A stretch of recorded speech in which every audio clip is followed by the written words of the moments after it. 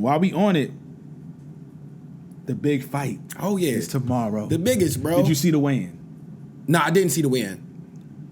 Hold on. Before we get to the weigh-in, did you see the press conference the day before? Yes. It got heated. Yeah. Some of the stuff, sometimes you can watch them in press conference, you be like, oh, they all kind of, I could tell they wanted to be a little more animated naturally, but I think it genuinely was getting a little. And them nerves setting in, tense. bro. Like, yo, we both nice. Like, this is the fight. And I'm just glad they doing it because, like, pause, like, everybody is going to have to fight the guy now. Like, yo, it's no excuses. But that's just been happening all year for the most part. It has. This is this year. It has. They claiming Joshua Deontay at the end of the year. That would be crazy. But we're going to stay on this fight right here because the press conference happened. I think Bo Mack getting tired of everybody calling him fat and stuff like that. He cursed at Derek James, told him to shut the F up. Derek James cracking jokes.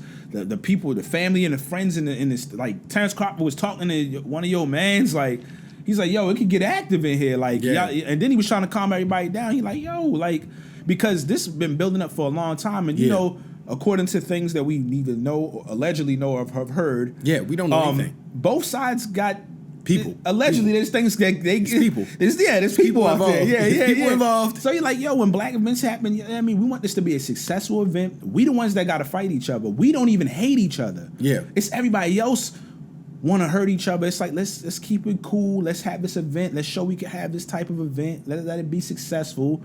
You know what I mean? Because we got a 2-fight deal minimum. Yeah, and this fight gonna be let's big, not make this a crazy situation because we gonna come back. You know what I mean? And make some more money. And we don't want this to be a nasty thing. But the weigh-in happened. They both in shape. Mm-hmm. They both look strong. Yeah. They had the pre-weigh-in first, and then I think Terence Crawford technically missed weight the first time. This wasn't showing on the what's the name, and he came back and made it. He was like 146 3/4. Errol Spence was 147 on the dot. And then they came out it was more of a ceremonial joint. They already knew that because when they came out, you can tell that they started rehydrating again. You know how when you hit the scale and you be like, yo, he mad dry, and they go right to drinking Pedialyte or whatever after. You could tell they had more energy because a lot of times, man, they be energy drained. They just trying to get to that weigh-in. But you could tell they had a little bit of time. And it was cool to see it like that because it's like they get a little more time. Terence Crawford was rapping one of Wayne's songs. I thought he looked a little unusual compared to how he is. It was a little weird. I'm not saying that means anything necessarily, but anyway, they look ready. I'm hyped. They both in shape. I'm hyped for tomorrow night, dog. They want to get it in. I'm hyped for tomorrow night. Errol was talking to him like, thank you for making this fight. Night. Yes. I am hyped for tomorrow night. I still got Errol, though. That's your final prediction? Yes. Errol Spence. And I think he stops him. Ooh. I think he stops him. Because he's like an aggressive body puncher. So I feel like if he can get his range and his footing, he's going to frustrate him, and them body shots going to start weighing in. Because he's the type, like, once he get in the clinch, like, remember, I can't remember the name of the fighter, but we was like, yo, he could be talented, but he's coached horribly in that fight that we watched. Oh, and I was like, yo, he kind of remind me of, like, man. Clearly he wasn't Errol level, but if he had a good trainer, he could be like that because he just kept going to the body, was chippy. I got to keep an eye on him, too. Yeah. Because he was like that, his trainer. Anyway, but yeah. He won a fight with no training. Yeah. Going in and getting cracked by the same punch. Yeah. But, I got Errol. But I do respect Terence Crawford. But my litmus test for it was the Sean Porter fight. You already know, because I felt like they fought two different Sean Porters, if you will. Sean Porter father was like super intense dude all the time. Yeah. He's never stopped the fight. Yeah. He's like, yo, my son not healthy right now. He not even in shape right now, yo. I could tell, yo. You could tell because he had that disappointed look on his face, like, bro, I told you. I think Sean Porter had just had a kid. I think he had a lady. I don't want. And the podcast thing was going. And crazy. You could tell he started doing because boxing, you got to be 100%. He started doing more and more. You got to fight. You could tell he wanted to transition. Into commentating and broadcasting fully.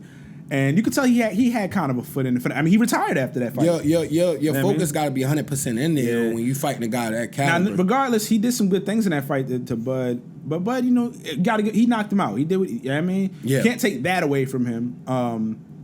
Because he did go in there. I mean, hey, he got in the ring with him, and he was looking good at one point. So he got him out of there. So I give him credit for that. I'm not going to take away a lot. But I do think they fought. Sean Porter has said several times, when I went in there with Errol Spence, I felt like I had to have everything. That was the guy they said everybody was running from. His father knows Errol. They know Errol Spence from coming up. I think his Kenny Porter was the one that brought Earl to the gym for the famous, That's for tough. the infamous, whatever you want to call it, sparring match with him and Floyd. And Floyd, Earl allegedly got busy with him. Allegedly, he got I heard busy about with that. Floyd, and they kicked him out and they brought him back in. But I think Kenny Porter was the one that kind of did it on some slide stuff because I don't think they really knew. So it was kind of halfway sneaky to get his name out there. But anyway, but he said for Terence, they kind of, it was just a little different, and then I learned it while he was in the ring. But he said, like, that was the fight they honed in on Errol Spence. Like, he was extremely serious for that one. But it is what it is. I think it's gonna be a. So who you still got? Who you got? My boxing mind that wants to switch my initial opinion says that Terence Crawford's overall abilities should get him the win for a lot of different reasons. Okay. And mainly one of them is counterpunching. I think Earl more so recently has been on the technical stuff, has been loading up on lefts. The jab, I feel like he's been reaching on some of his jabs more so because I had to rewatch some older fights. So it's like, was he always doing that? And I don't think he was always doing that. For some reason, he's lunging in with that jab a little bit. He's leaving his underpart open. He's getting caught over the top with rights, even though he's beating people up and been winning. And he's been loading up in his car the easiest. It seems like the time his shots. And Terence Crawford can knock you out or hurt you with either hand, and his counters are good. But if Earl just watch a lot of those fights right before. And he has excellent stamina. His jab, his basic boxing, because for some reason is his narrative like he doesn't, like he's a one-dimensional fighter, which is crazy. Cap. Yeah. I'm talking about his defense is way better than people give him credit for.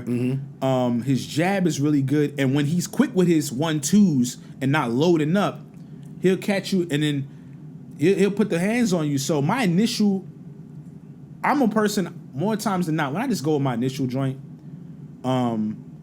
just stick with it typically. So I'm going to go with Errol Spence, and I always said if this fight gets late and Earl isn't hurt early, I think it can get ugly for Terence Crawford. Yeah. Late. Yeah. I think it can. And his like I kept saying with Errol Spence, his stamina is crazy. wild, bro. Like when he was fighting Sean Porter, he was still fighting in the 12th round. You feel me? Like all his fights are like that. Yeah, I'm still fighting. The only fight but it was his first one after the accident. I think this is when he thought he was going to capitalize on him and Danny Garcia in the Pops. Oh, I do remember that. First, I was at the fight. I do remember that. I was in Dallas at the fight. And I just the first time I seen him look kind of tired late in the fight, and then he recouped. But I was like, I never saw that before. But it was the first time after the accident and everything. The Ugas fighting didn't look like that. So he beat him up badly. The only thing I'm concerned about him not fighting in a long time. He's had a longer layoff. Yeah, because I can't even remember. Is it over yet? This is what it all boils down to. Earl for the first 4 rounds. If Terence Crawford doesn't hurt him, which is very possible, especially with some of maybe ring rust and him, he can be counted, especially early. Typically, Earl he can get caught with a shot too, really good early, but Terence gets hit with shots too. Yeah. That's a whole other thing. After the first 4 to 5 rounds, if he doesn't catch him and get him hurt, I don't see him breaking Earl down. Yeah. And that's when I think, if that doesn't happen, which can happen, this is why it's such a pick-em fight. Yeah. I just see, I think it can get ugly. I think it get ugly because Earl just breaks anybody down. Yeah. Bigger fighter, small, and he's not bigger than him. That's a testament to that Sean Porter fight again. I hate to keep going back to that, but he was hitting Earl in that. And he got that unorthodox, nasty, like I'm gonna just get in and get like some weird body shots or like just be annoying, and I'm gonna have the energy to go the whole fight. Because that's one of Sean Porter's highest attributes was his stamina. Yeah, you feel me? Up until the Terence Crawford one. That's why I'm like, there's things that tell me I probably should pick Bud, but my initial instincts are for some good them first 4 to 5 rounds is gonna be very telling. We're gonna find out a lot. I'm gonna stick with the initial pick. I'm gonna say Errol Spence, and I think it's gonna be a great fight. I think they're gonna try to hurt each other, and I think Bud doesn't want to. I think it could be a late round stoppage. I'm gonna roll with that. With that. Like 9 to 12. But if I'm surprised, I wouldn't really be that surprised. But I'm gonna go with that. I'm gonna stick with that. That was my initial joint years ago. Things have happened in between, but that's what I'm gonna roll with. I know Bud has grown into the division more and all of that, so things could switch up. But that's what I'm gonna roll with for now. I respect And it. I wouldn't mind. If I'm wrong, I'm wrong. If I'm right, I'm right. I'm just looking for a great fight tomorrow. You I'm know, hyped. you know what we on tomorrow. I am I'm already hyped. ready for tomorrow. I am hyped. Like, yo, shout out Cuzzo too, because he gonna roll with me over to the crib. Yeah. Like, yo, we hype. It's gonna be fun tomorrow. We hype, It's gonna dog. be a fun night. Yeah.